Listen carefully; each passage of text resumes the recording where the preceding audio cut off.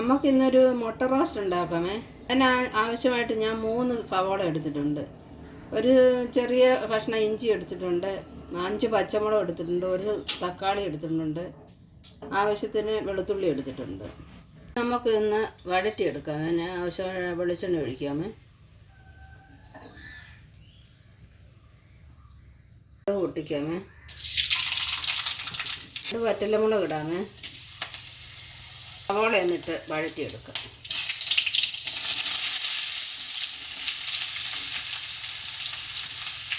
ഇഞ്ചിയും വെളുത്തുള്ളിയും കൂടി ഇട്ട് വഴറ്റിയെടുക്കാം. ആദ്യം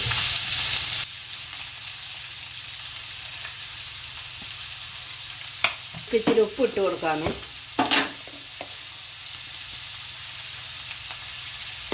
ശകലം മഞ്ഞൾപ്പൊടിയും കൂടി ഇടാം.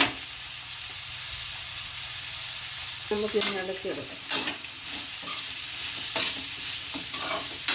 ഉപ്പിടുന്ന എളുപ്പം ഇതിനകത്ത് വെള്ളമല്ല ഇറങ്ങി സവാള നല്ല ഇതാക്കിയിരിക്കും.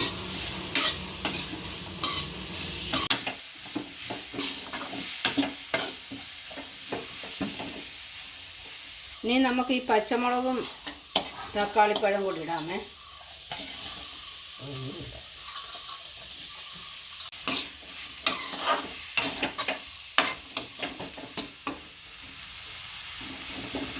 വേകട്ടെ.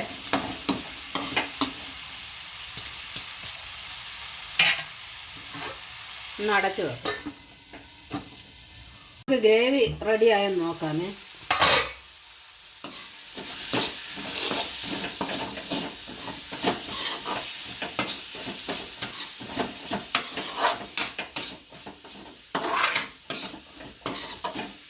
തക്കാളിയും പച്ചമുളകും ഒത്തിരി വേകരുത്.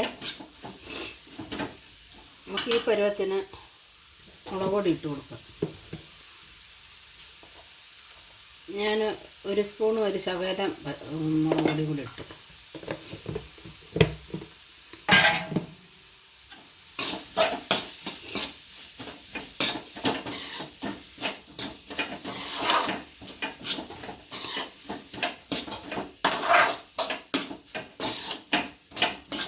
ഒരു ശകലം വെള്ളം ഒഴിച്ചു കൊടുക്കാമേ.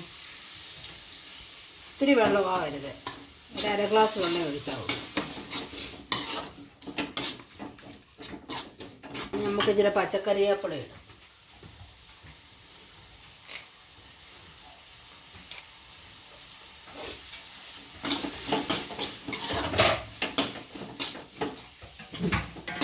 സ്പൂണ് മസാലപ്പൊടി ഇടാമേ.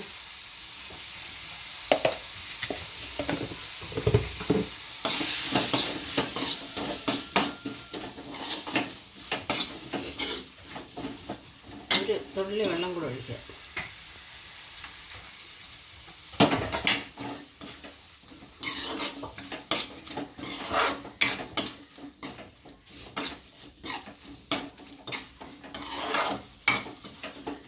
അങ്ങനെ ഗ്രേവി റെഡിയായേ. ഇവിടെ 8 മുട്ട എടുത്തിരിക്കുന്നത്.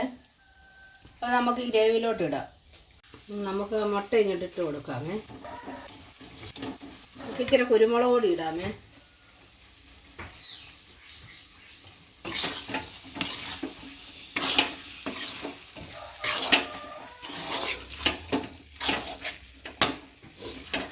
നമുക്കിനി ഒരു പാത്രത്തിലോട്ട് മാറ്റാം ഇത്.